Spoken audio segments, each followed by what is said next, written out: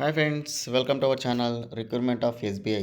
అంటే board of SBI నుంచి మనకి నోటిఫికేషన్ ఇవ్వడం అనేది జరిగింది. అయితే సెంట్రల్ గవర్నమెంట్ సంబంధించినటువంటి నోటిఫికేషన్. అయితే ఇక్కడ క్లియర్గా ఒకసారి చూడండి, ప్రొబేషనరీ ఆఫీసర్ పోస్ట్ అన్నమాట. ఎస్బీఐలో మనకి ప్రొబేషనరీ ఆఫీసర్ పోస్ట్ అనేది నింపడం అనేది మనకు క్లియర్గా అనేది నోటిఫికేషన్ అనేది మనం చూసుకోవచ్చు. ఇక్కడ అప్లికేషన్ యొక్క చూసుకున్నట్టయితే ఆన్లైన్ అప్లికేషన్, ఆన్లైన్ రిజిస్ట్రేషన్ అనేది చేసుకోవాలి. ఇక్కడ చూడండి, ఆన్లైన్ రిజిస్ట్రేషన్ అప్లికేషన్స్ అని క్లియర్గా అనేది ఇక్కడ ఉంది కదా. ఆన్లైన్ రిజిస్ట్రేషన్ అనేది చేసుకోవాలనేది ఉంటుంది.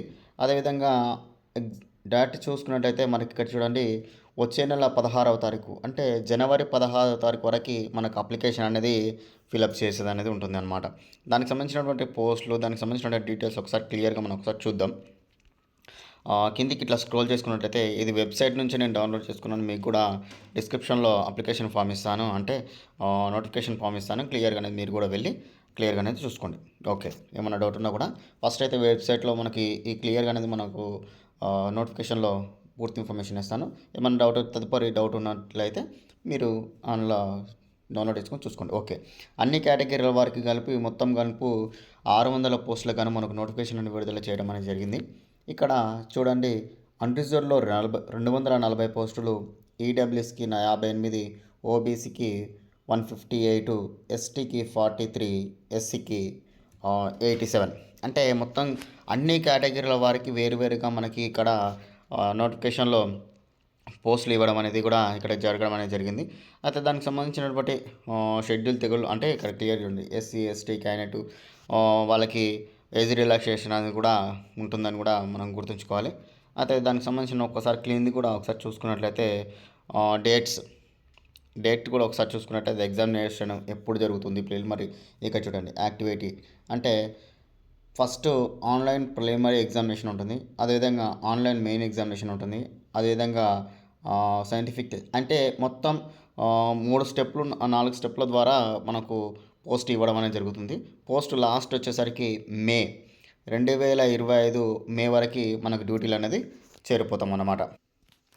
ఇక్కడ ఎలిజిబిలిటీ దగ్గరకు చూసుకున్నట్లయితే మనకి ఏజ్ లిమిట్ ఆఫ్ 10 అంటే మనకి 21 ఇయర్స్ నుంచి 30 ఇయర్స్ మధ్యలో ఉండాలని కూడా ఇక్కడ క్లియర్గానే మెన్షన్ చేయడం అనేది జరిగింది.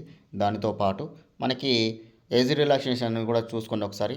ఓబీసీ వాళ్ళకి 3 సంవత్సరాలు, ఎస్సీ ఎస్టీ వాళ్ళకు 5 సంవత్సరాలు, పీడబ్ల్యూ క్యాండిడేట్ అదేవిధంగా ఈడబ్ల్యూఎస్ వాళ్ళకి అన్రిజర్వ్డ్లో 10.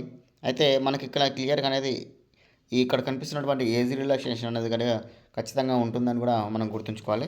అయితే నెక్స్ట్ ఇంకా దానికి సంబంధించినటువంటి ఎగ్జామినేషన్, దానికి సంబంధించినటువంటి అకాడమిక్ క్వాలిఫికేషన్ కూడా మనం ఒకసారి చూసుకున్నట్లయితే ఇక్కడ చూడండి, మనకి అకాడమిక్ క్వాలిఫికేషన్ ఆఫ్ 34/2025 వరకు మనకి రికగ్నైజ్ యూనివర్సిటీస్ డిసిప్లిన్ యూనివర్సిటీ అంటే గ్రాడ్యుయేషన్ అంటే మనకి డిగ్రీ చేసినటువంటి క్యాండిడేట్ ఎవరైనా ఉంటే ఈక్వల్మెంట్ రిజిస్ట్రేషన్ బై సెంట్రల్ గవర్నమెంట్ అంటే మనకి డిగ్రీ ఏ విభాగంలో పూర్తి చేసినా కూడా మనకి అప్లికేషన్ అనేది పెట్టుకోవచ్చు అనేది కూడా ఇక్కడ క్లియర్గా అనేది మెన్షన్ చేశారు. డిగ్రీ ఉండాలండి, డిగ్రీ ఉంటే సరిపోతుంది అనమాట.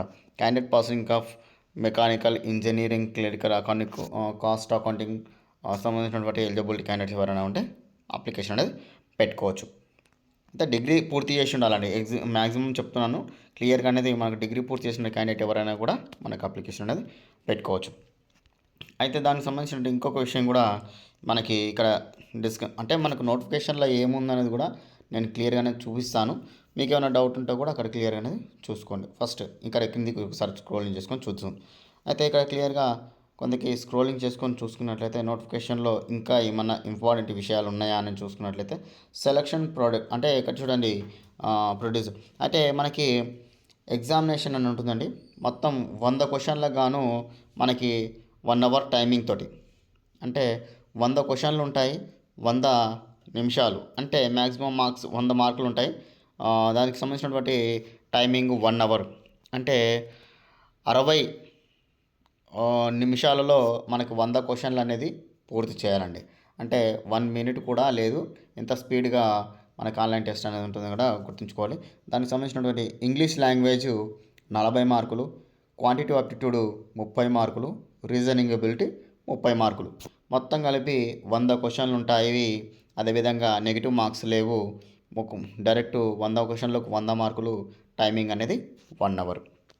ఇక్కడ ఫస్ట్ చెప్పారు కదా, ఫస్ట్ మనకి ఆబ్జెక్టివ్ టైప్స్ ఉంటాయన్నమాట. ఆబ్జెక్టివ్ టైప్స్లో ఉన్నటువంటి రీజనింగ్, కంప్యూటర్ ఆప్టిట్యూడ్కి సంబంధించినటువంటి 40 క్వశ్చన్లు.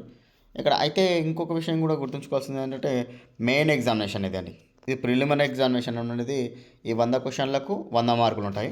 ఇక్కడ మెయిన్ ఎగ్జామినేషన్ వచ్చేసరికి ఇక్కడ reasoning aptitude, data analytics, analysis, అదేవిధంగా general awareness, economic, banking knowledge, English language 170 క్వశ్చన్లు ఉంటాయి.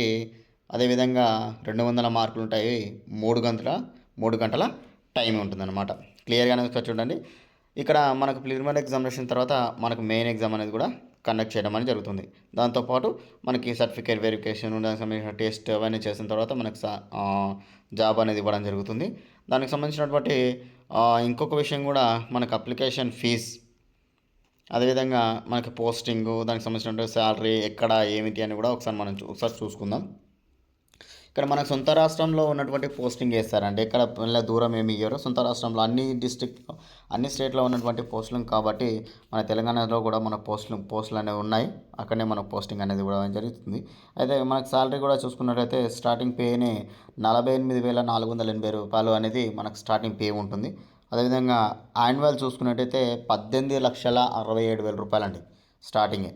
అంటే మనకి ఫస్ట్ ఇయర్ అంటే మనకి యాన్యువల్ అంటే 1 ఇయర్కి సంబంధించినటువంటి శాలరీ అనమాట, ఓన్లీ స్టార్టింగ్ పే. అదేవిధంగా దాంతోపాటు DA, CCA, HRA, PF contribution అంటే క్లియర్గా చాలా అలవెన్స్లు అన్నీ కలుపుకొని కూడా మనకి టోటల్గా 1 lakh ప్లస్సే వస్తుందండి. ఇక్కడ చూడండి, 18 లక్షల్లోనూ డివైడెడ్ బై 12 కొడితే 1 lakh ప్లస్సే వస్తుంది కదా. 1 lakh ప్లస్ మనకు శాలరీ అనేది రావడం అనేది ప్రతి మంత్ అనేది జరగడం అనేది జరుగుతుందన్నమాట. ఓకే, ఖచ్చితంగా అందుకనే ఎవరు కూడా ఈ జాబ్ అనేది మిస్ కాకండి. ఖచ్చితంగా అనేది అందరు అప్లికేషన్ పెట్టుకోండి. అప్లికేషన్తో పాటు అందరు కూడా ఖచ్చితంగానే జాబ్ కొట్టాలని నేను కూడా ఆశిస్తున్నాను. Okay friends, thank you.